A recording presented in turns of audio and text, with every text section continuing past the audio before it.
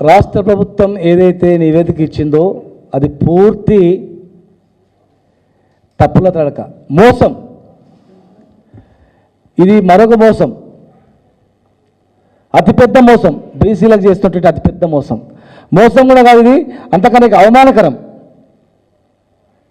మిమ్మల్ని అడిగినోడేవాడు, మీరే ఎలక్షన్లో కామారెడ్డి డిక్లరేషన్ చేసిండ్రు. డిక్లరేషన్ చేసిన తర్వాత సంవత్సరం దగ్గర సంవత్సరం వరకు తను ఊసెత్తలేదు.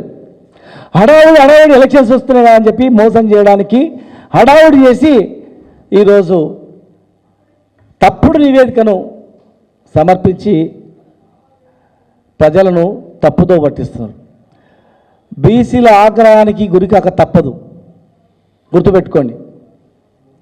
నివురుగప్పిన నిప్పుల ఈరోజు భారతదేశం మొత్తంలో కూడా 80 కోట్ల జనాభా ఉన్నటువంటి మనకు ఒక మంత్రిత్వ శాఖ ఇవ్వకుండా, మన జనాభా ఎంతలో తెలియనియకుండా మోసం చేస్తూ పబ్బం నడుపుతున్నని దేశవ్యాప్తంగా ఇవాళ అతిపెద్ద మహా ఉద్యమం, బీసీ ఉద్యమం రావడానికి సిద్ధమవుతుంది.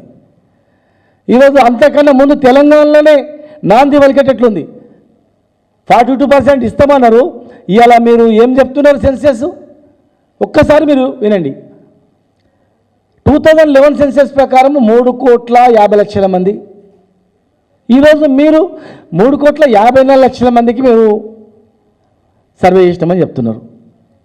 మా అంచనా ప్రకారం 4.5 కోట్లు, 4 కోట్ల పైన జనాభా ఉంటుంది.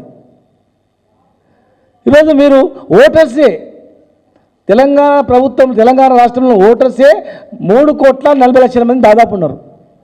ఓటర్సే 3,40,00,000 మంది ఉన్నప్పుడు, 3,35,27,925 మంది ఉన్నప్పుడు, దాదాపు 3,40,00,000 ఉన్నప్పుడు మరి వాళ్ళ పిల్లలు ఉంటారు, చిన్న పిల్లలు ఉంటారు, పుట్టిన పిల్లలు ఉంటారు.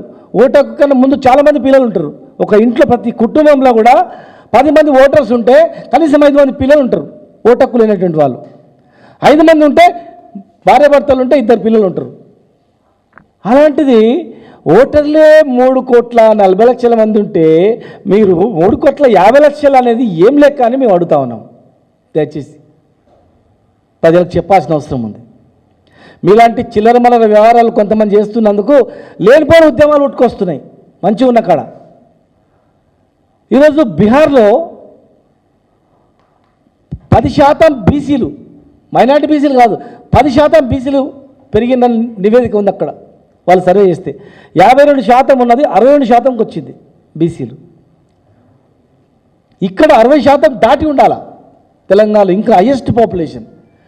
60% దాటి ఉన్నటువంటి బీసీలను, ఓన్లీ బీసీలే మీరు 46% అని కుదించడంలో సర్వేనే చేయకుండా మీరే సర్వే చేసినట్లు అంజనా వేసి చూసిండ్రా?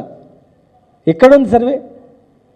మీ ఎమ్మెల్యేలు, మంత్రులే సర్వే కాలేదు, మా దగ్గర రాలేదు, ఊర్లోకి రాలేదు అన్నప్పుడు ఎట్లకైనా సర్వే చేసిండ్రు?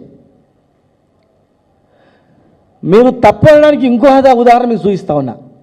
2011 సెన్సెస్లో ముస్లింల యొక్క శాతం 12.68. ఇవాళ మీరు ఎంత చూపిస్తున్నారు? మైనార్టీలు, ఓసీలు, మైనార్టీ బీసీలు కలుపుకొని లెక్క 12.56 చూపిస్తున్నారు. ఎవడన్నా మైనార్టీలది జనాభా పెరుగుతుంది కానీ తగ్గుతుందని అనిపించిందా ఎక్కడ ప్రపంచంలో?